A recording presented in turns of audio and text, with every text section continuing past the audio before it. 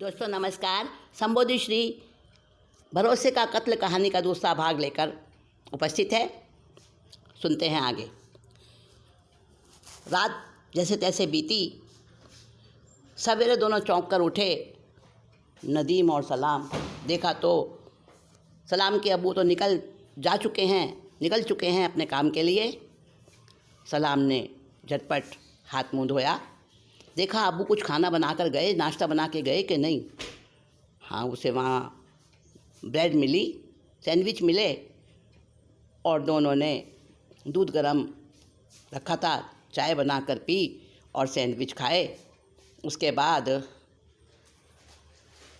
School तो आज जाना नहीं था, संडे था, तो दोनों दोस्त निकल गए बाज़ार की तरफ।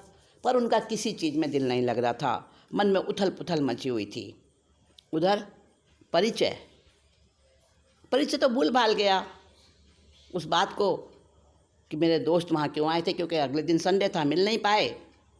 और वो भी अपने किसी रिश्तेदार के यहाँ अपनी मम्मी के साथ गया था, तो उसको भी ध्यान नहीं रहा। खैर, रविवार की संडे की शाम नदीम और सलाम दोनों ही पार्क में पहुंच गए। उसी बेंच पर दोनों बैठे थे।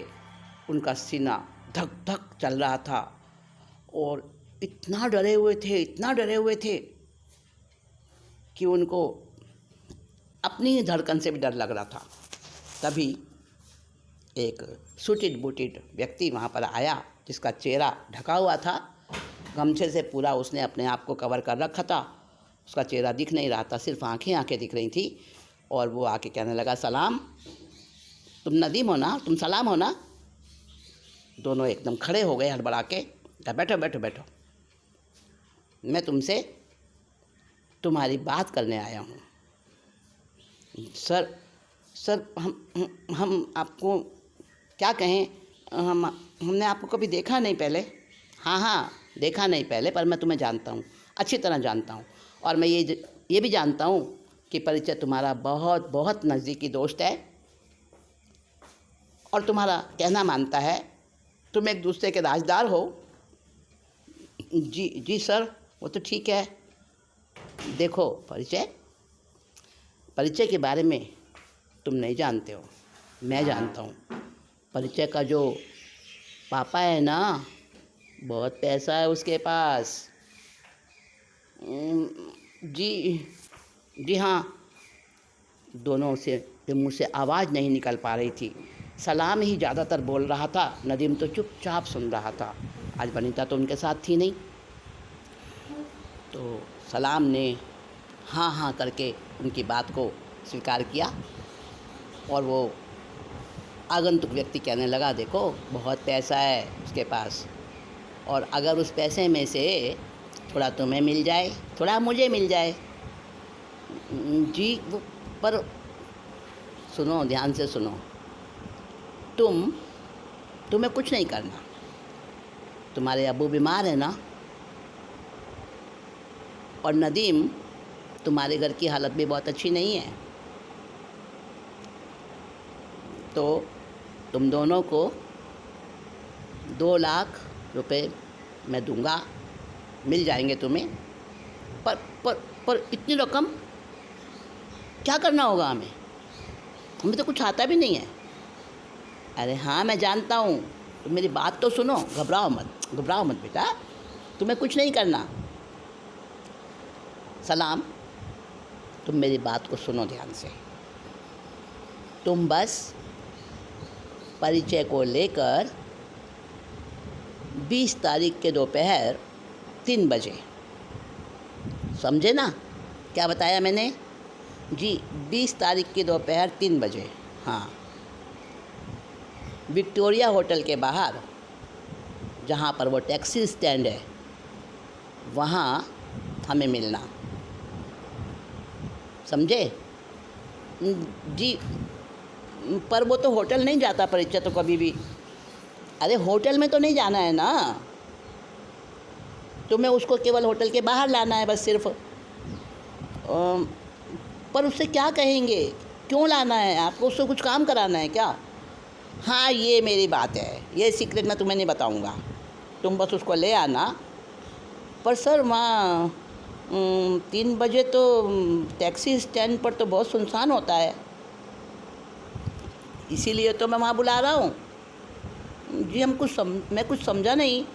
हाँ, तुम्हें समझने की ज़रूरत भी नहीं है, बस मैं इतना बता रहा हूँ तुमको, तुम्हारे अब्बू का पूरा इलाज हो जाएगा, 2 लाख रुपए तुम्हें मैं दिलाऊँगा। पर वो मुझे रुपए कब मिलेंगे? बस तुम्हारा यही काम है कि तुम परिचय को ले आना वहाँ, और उसके बाद बस परिचय को वहाँ छोड़ के तुम चले जाना, बाकी काम हमारा। मगर सर, अरे ज़्यादा सोच विचार में मत पड़ो, दुनिया ऐसे ही चलती है, तुम हमारा काम करो, हम तुम्हारा करें। अब नदीम बोला, सर आपका नाम क्या है, आप कहाँ रहते हो, आपको ये सब क्यों करना है, परिचय को क्यों बुला रहे हो? देख लड़के, तू बहुत ज़्यादा बोलता है, ज़रा चोंच बंद रख और कान खुले रख, ध्यान से सुनना है। तुम दोनों के साथ आएगा परिचय, ठीक है? कितने बजे? जी 3 बजे। कहाँ पर लाओगे? जी विक्टोरिया होटल के पास टैक्सी स्टैंड पर। ठीक है, अब तुम जाओ और देखो, तुम परिचय को वहाँ लेकर आओगे और हम उसी वक्त, हमारा एक आदमी आएगा, वो तुम्हें अपने साथ चलने का इशारा करेगा, तुम उसके साथ चले जाना और तुम्हारे को वहाँ पर रुपए मिल जाएंगे, समझे? और ये बात तुमने परिचय को हमारे पास छोड़ा है लाकर, ये तुम किसी को नहीं बताओगे, समझे? नहीं तो देख लेना हमारी पहुंच कहाँ कहाँ तक है, हम क्या क्या कर सकते हैं। बड़ा डरावना उसका लहजा था, सिहर गए अंदर तक नदीम और सलाम। पर वो इंसान, लंबा चौड़ा इंसान, वो हट्टा कट्टा इतनी बात कहकर उनके हाथ को पकड़ा और एक ख़ास लहजे से हाथ दबाया उनका, और कहता है, समझ गए ना हमारी ताकत कितनी है? बस अब जाओ, 10 तारीख में ज़्यादा दिन बाकी नहीं है।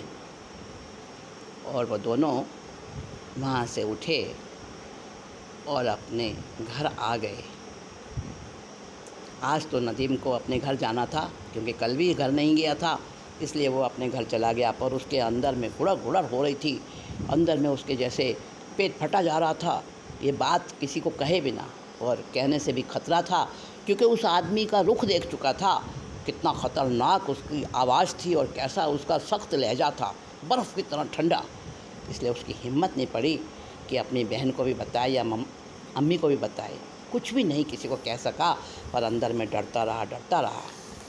उसके बाद स्कूल में परिचय, जब सलाम उसके सामने पहुंचता, परिचय तो एकदम गर्मजोशी से मिलता उससे पहले की तरह, पर सलाम के व्यवहार में बड़ा फ़र्क आ गया था। वो डरा सा रहता, जैसे कि कुछ छिपा रहा हो, जैसे कुछ कहना चाह रहा हो पर कह नहीं पा रहा हो, सहमा सा रहता। कई बार परिचय ने पूछा, क्या अब्बू ज़्यादा बीमार हो गए? डॉक्टर ने क्या कहा, बता तो सही, तू इतना उदास क्यों रहता है? पर सलाम चाहकर भी कुछ नहीं बता सका और कहने लगा, एक दिन ऐसा है दोस्त, किसी ने मेरे अब्बू के ठीक होने के लिए एक जगह बताई है, और वहाँ पर एक कोई अच्छे पीर साहब हैं, वो वहाँ पर आने वाले हैं, तो मेरे साथ चलेगा? मैं कभी किसी से इस तरह मिला नहीं हूँ ना, मुझे डर लगता है। अरे तो नदीम को ले जाना साथ में।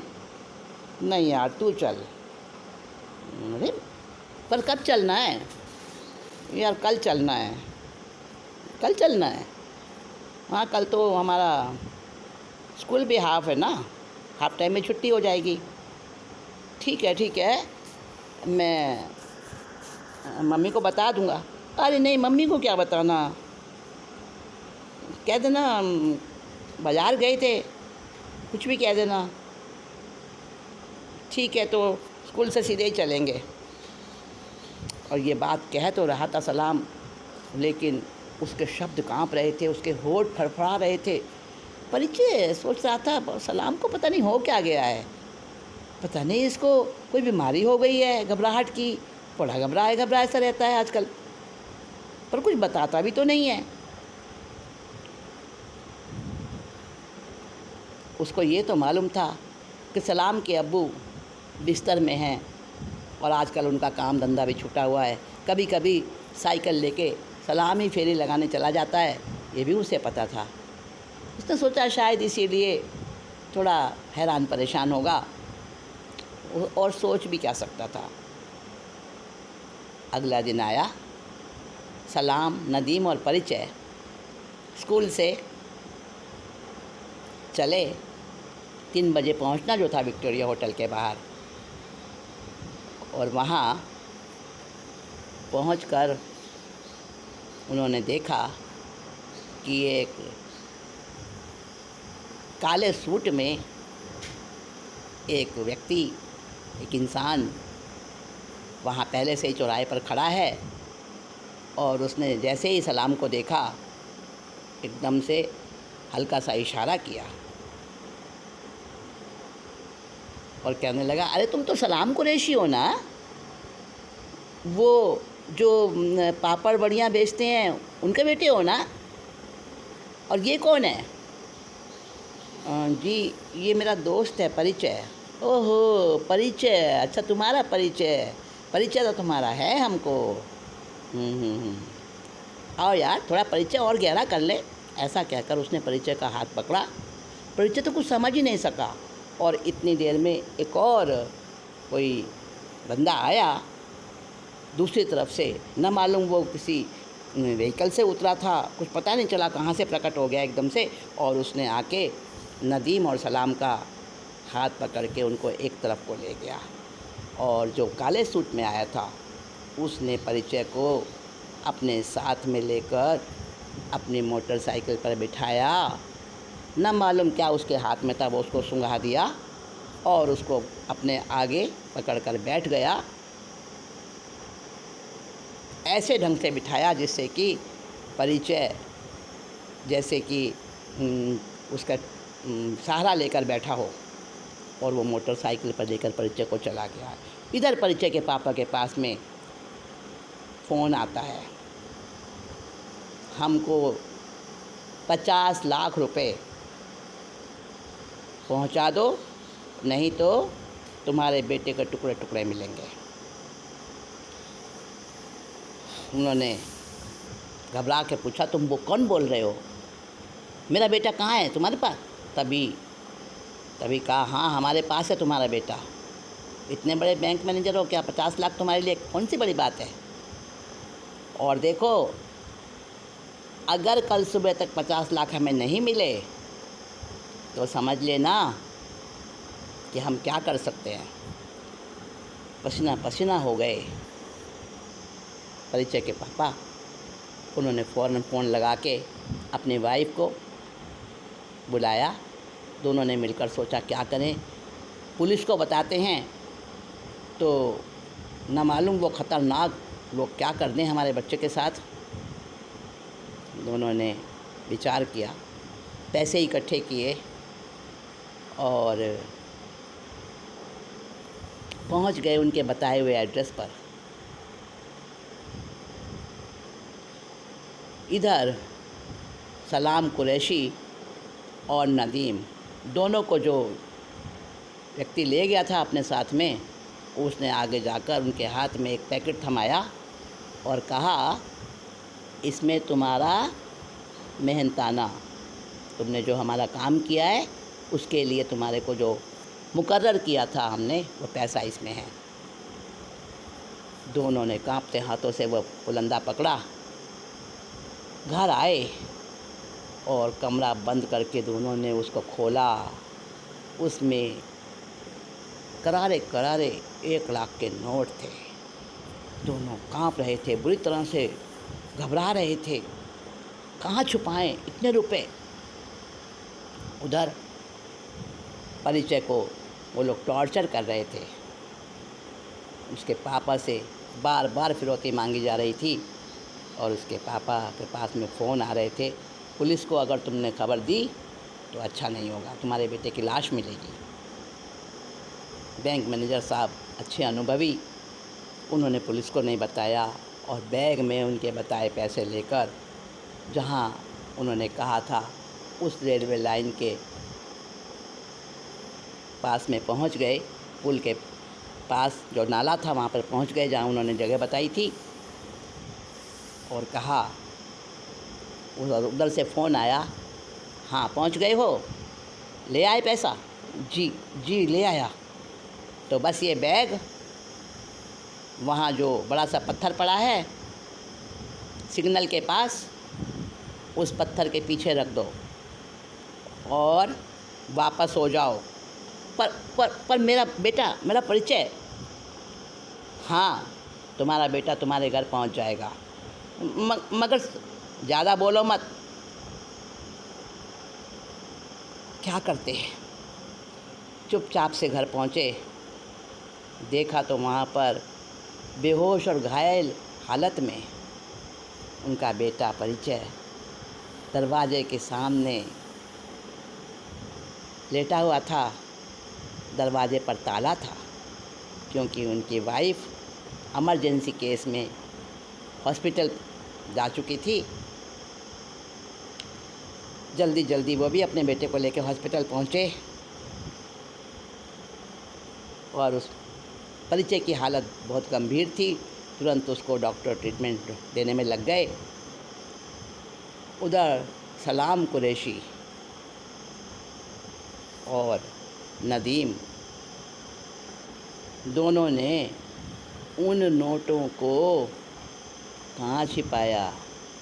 स्टोर रूम के जहाँ पर कचरा फालतू सामान रखा हुआ था, टूटा फूटा फर्नीचर पुराना, वहाँ उन्होंने एक गत्ते के डिब्बे में उसको पैसों को सारे रख कर और वहाँ पर उन्होंने छिपा दिए। पर दोनों बहुत घबराए हुए थे।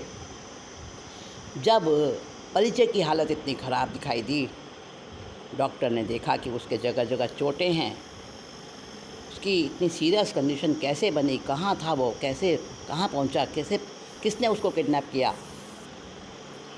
पुलिस केस बन गया। पुलिस ने आके सारी तहकीकात की और जो फ़ोन नंबर किडनैपर से आया था बैंक मैनेजर साहब के पास में, परिचय के पापा के पास में, उस नंबर से खोजबीन करते करते और सारे पुलिस डिपार्टमेंट में एकदम से स्पीडली सारा जांच पड़ताल हुई और पता चला कि मुखबरी करी थी सलाम कुरैशी ने, वही लेके गया था परिचय को। पकड़े गए वो मुजरिम, वो किडनैपर्स पकड़े गए पुलिस की क्विक एक्शन से और परिचय भी ठीक हो गया। लेकिन जब सारी बात सामने आई तो परिचय ने देखा, बड़े अविश्वास के साथ सलाम की तरफ देखा। सबसे प्यारा दोस्त, सबसे भरोसेमंद दोस्त, इसने मेरे साथ ऐसे किया। पुलिस इंस्पेक्टर ने सलाम से कहा, धिक्कार है तुझे, तूने अपने दोस्त के साथ गद्दारी करी, उसके भरोसे का तूने कत्ल किया है, तू एक कातिल है। क्यों किया बोले ऐसा? फुट फुट कर रो पड़ा सलाम। कहने लगा, मैं लालच में आ गया था, मुझे माफ़ कर दे भाई, मुझे माफ़ कर दे परिचय। परिचय ने कहा, बस सलाम, तूने बता दिया